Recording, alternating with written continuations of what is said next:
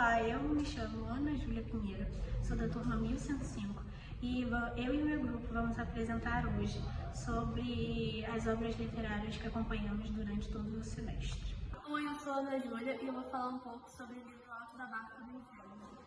Bom, o livro se passa num contexto de pós-morte, onde os personagens presentes são julgados por suas escolhas em vida. Ele começa com os personagens chegando no purgatório e se deparando com duas barcas, uma em direção ao paraíso e outra em direção ao inferno. Nós somos apresentados a personagens de diferentes classes sociais, como o anjo, o diabo, o fidalgo, o camponês. O diabo conduz a barca para o inferno e o anjo guia aqueles que têm chance de salvação.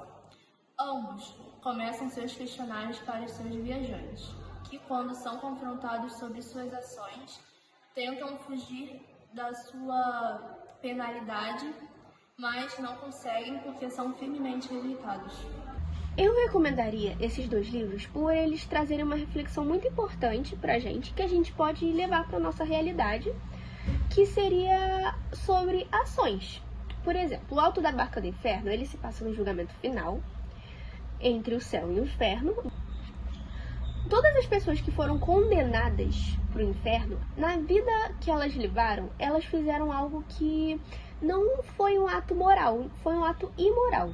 Elas fingiam ser alguém e enganavam pessoas, eram muito apegadas a bens materiais, e isso não era visto de bom tom para a Igreja Católica.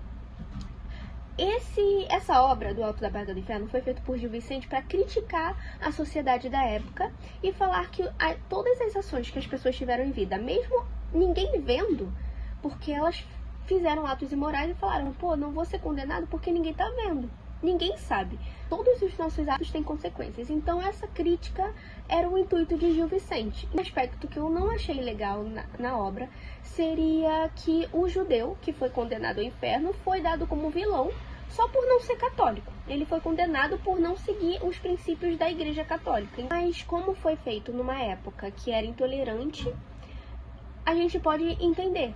Por isso, outro motivo seria a compreensão do contexto histórico que foi escrito, porque a gente pode tirar conteúdos históricos na obra do Alto da Barca do Inferno. A gente pode tirar que o catolicismo era mais valorizado, que o catolicismo era predominantemente na época. Ele foi feito numa época de transição entre o trovadorismo e o classicismo, que foi o humanismo. Esses aspectos são muito bons para a gente poder ler esse livro, essa obra, e entender. Já o Santo Inquérito, ele foi feito com o intuito de criticar a perseguição, a opressão da época da Inquisição. Então foi uma crítica mais para a igreja do que voltado para a sociedade. Eu recomendaria esse livro por causa da reflexão que pode trazer sobre a intolerância religiosa no dia de hoje. Porque hoje em dia tem muita intolerância religiosa, não com as religiões evangélicas, católicas, protestantes. É mais contra a matriz africana. Se você segue uma delas, ou você vai ser perseguido, não perseguido como naquela época, mas com xingamentos, com preconceito, igual a Branca. A Branca era judia, ela não fazia ações que agradavam a igreja e foi perseguida por ela. Então esse livro foi bom para entender e relacionar esse contexto com a nossa realidade. Eu recomendaria por esse motivo. Mesmo aspecto da Alto da Barca do Inferno é conhecer o contexto histórico que estava acontecendo. Ele traz reflexão e conhecimento. Essas duas obras se dialogam muito entre si e tem pontos em que elas se afastam. Um dos pontos em que elas se aproximam, que tem relação, é as duas fazerem parte do mesmo gênero literário, que é o gênero dramático, que é feito com o intuito de ser encenado por atrizes e atores. Então, o desenvolvimento do enredo é dado por diálogos e ações dos personagens. Não vai ter textos enormes descrevendo um local ou como os personagens estão fazendo aquilo. Você vai entender a história por meio do que os personagens fazem, igual um teatro mesmo que você assiste. Esse gênero literário é feito com o intuito de ser encenado teatralmente, igual um roteiro de filme. Oi, meu nome é Maria Luísa. Hoje eu estou aqui para fazer uma intertextualidade do assunto abordado anteriormente, na atualidade brasileira. Nos dias de hoje, temos muitos acessos às informações por causa das redes sociais. Com isso, conseguimos pegar a programática da obra e juntar com os dias de hoje. Dando um exemplo, temos muitos relatos hoje nos noticiários.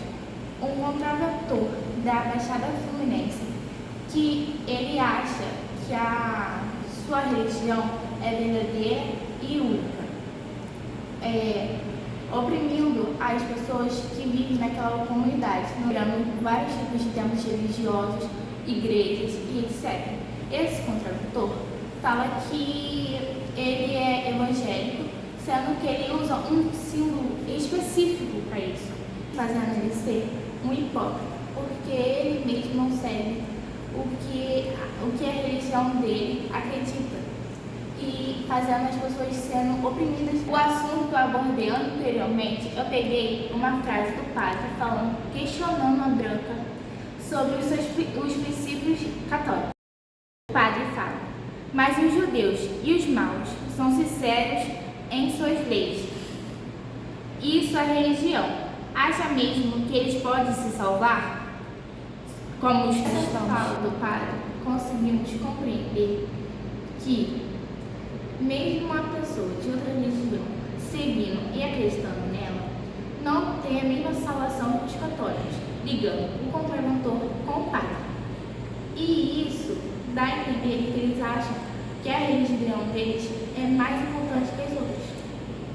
Oi, eu me chamo Giovana Martins, sou da turma 1105 e hoje eu vou abordar um tema que fala sobre o Santo Inferno. Eu vou dar mais um resumo sobre isso. Bom, o livro começa com a personagem principal, que se chama Branca, com o seu pai, que se chama Simão, o seu noivo, que se chama Augusto, e o padre, que se chama Padre Bernardo. Esse padre vai ser muito importante nessa obra, pois ele vai ter um vínculo que eu estou dizendo não é de romance, não, mas é que a trama vai rodar em torno deles dois. O livro começa com a Branca num julgamento dela e ela está num julgamento numa praça, então ela está sofrendo essa humilhação na frente de muitas pessoas. O livro faz um flashback do porquê dela estar ali. E é aí que entra o padre, porque ela ajuda o padre, ela salva o padre de um afogamento. E o padre se vê na obrigação de querer salvar ela, mesmo ela dizendo que não precisa ser salva, e ela também não sabia do porquê que ela precisava ser salva.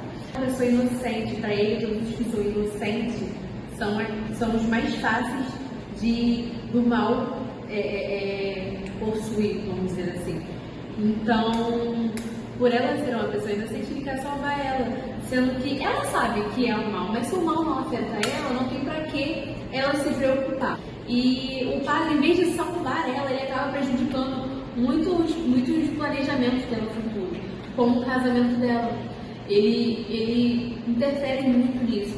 Ela queria que ele fosse o padre do casamento dela, porque ela gostou muito do padre, mas ele descobre muita coisa sobre a vida dela. Ele descobre sobre os antepassados do pai dela, descobre que eles não eram exatamente cristãos. E ele pergunta para ela se ela vai às missas todos os domingos, ou se não for domingo, vai durante a semana, uma vez na semana, uma vez na semana. E ela diz que não, mas que ela tem Deus na vida dela e que ela vê Deus em todas as coisas boas, porque Deus está em tudo que é bom e também está no que é ruim. Mas essas coisas que ele está no que é ruim, futuramente é um aprendizado. Então ela não vê como um mal. Vai ser ruim naquele momento, mas futuramente é um aprendizado.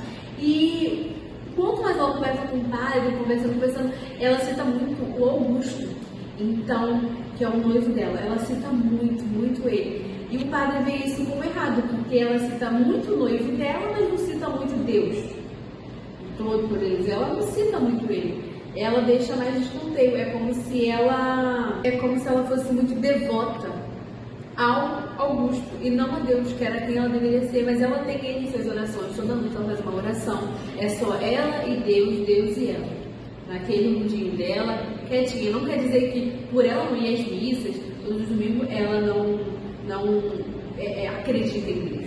Ela vai para o julgamento, ela acaba morrendo por ser acusada de coisas que ela não fez, coisas que para o cristão, né, para o cristianismo, não eram certas. Como podemos ver, as características de ambas as obras é que elas são estruturadas de modo a serem encenadas em uma peça de teatro. E elas sempre vem contando, né, com os recursos como as rubricas que orientam o ator durante a encenação de um texto.